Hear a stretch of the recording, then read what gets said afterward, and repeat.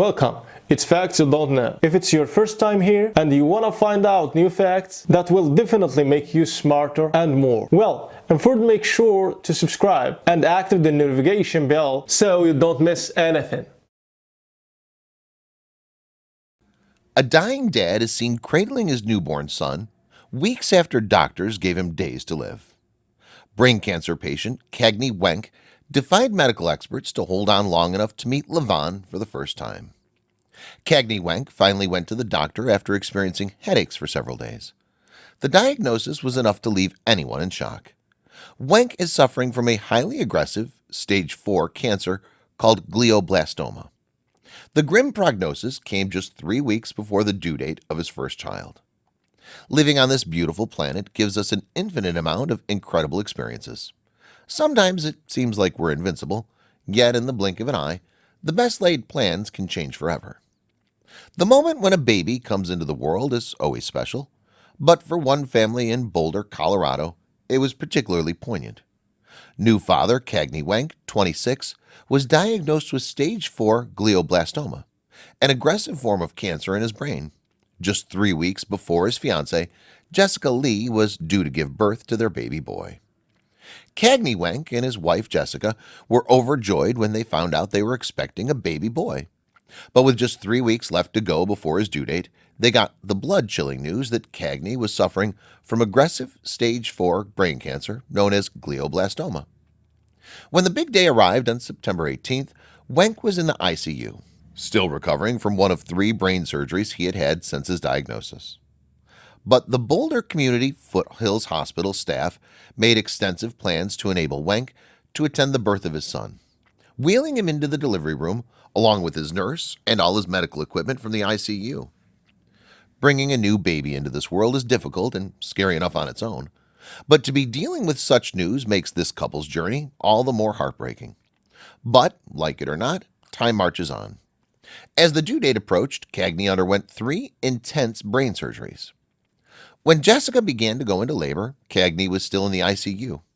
Even though he was weakened from the surgery, the doctors and nurses of Boulder Community Hospital did something truly amazing. Despite their busy schedules, the team took the time to ensure that Cagney got to share those first moments with his little son. They managed to wheel Cagney's hospital bed from the ICU to the birth ward, and the video of the new father's face really says it all.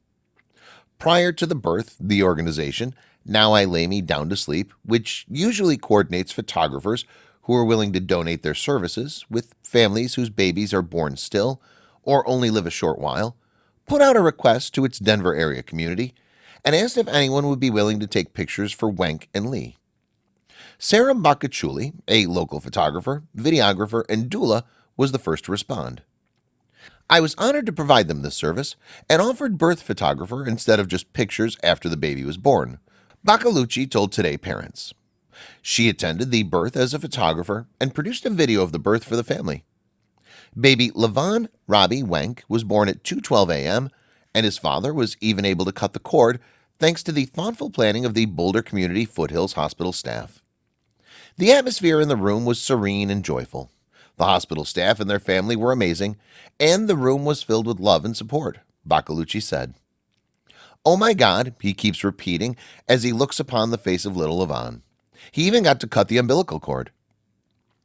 Even though this family still has a lot of uncertainty ahead of them, a family friend set up a fundraiser that's already raised over $20,000. There's no telling what the future holds for any of us, so the best we can do is enjoy every day with the people we love the most. Prior to the birth, the 26-year-old had 3 brain surgeries and was being treated in the intensive care unit at Boulder Community Hospital in Colorado. The video was really for the family to have it as a memory of a magical moment, Wenck's sister told the Huffington Post. I think the video shows it all with their reactions. There were so many tears, emotions, and so much love.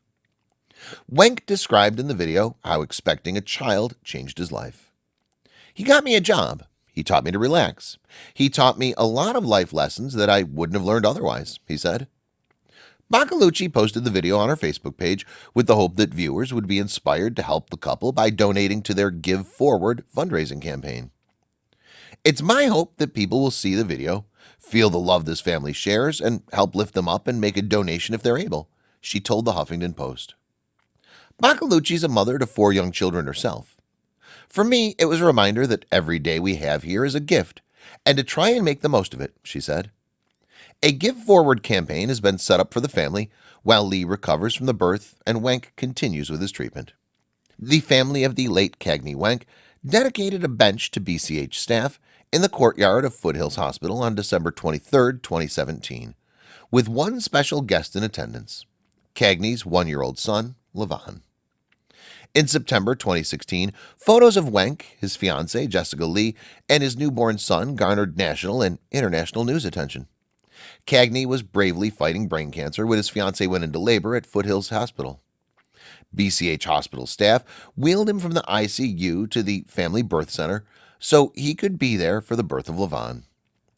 It was an extraordinary sharing between the units. This really brought out the best, BCH ICU nurse leader Tracy Nagel told CNN at the time. Local birth and maternity photographer Sarah Bacalucci documented the child's first hours and produced a moving video that went viral on news outlets around the world. Cagney passed away last year, surrounded by his friends and family. 1 year later, Cagney's family paid tribute to BCH staff in gratitude for the support they received. The photographer from Now I Lay Me Down to Sleep, Sarah Bacalucci, was blown away by the great lengths hospital workers went to make the moment happen. It was obvious that they were equally impacted by the emotional experience. There's a point during the birth where Cagney tells Jessica they're surrounded by all the love in the world right now, Bacalucci said. It's my hope that people will see the video, feel the love this family shares, and help lift them up. Friends and family were extremely important in his life. Cagney leaves behind cherished memories of a host of family that includes loving aunts and uncles, Michelle McReynolds and Jimmy Sibigroth, Judy and Frank McDermott, Susan and Tony Provenzano, Jenny Gardner, John and Sue Gardner, Stephen and Karen Wenck, Vincent Ackley, numerous cousins and devoted friends. Cagney was preceded in death by his grandparents, Paul J. and Mary Lou McReynolds, Barbara J. and Charles M. Wenck, his aunt Rebecca Wenck Ackley, and his uncle Paul M. McReynolds. And please share this amazing story and congratulate the Wenck family on having such a beautiful boy. Thanks for watching. Please like and share the video in social networks. We'll be right back to you as fast as we can.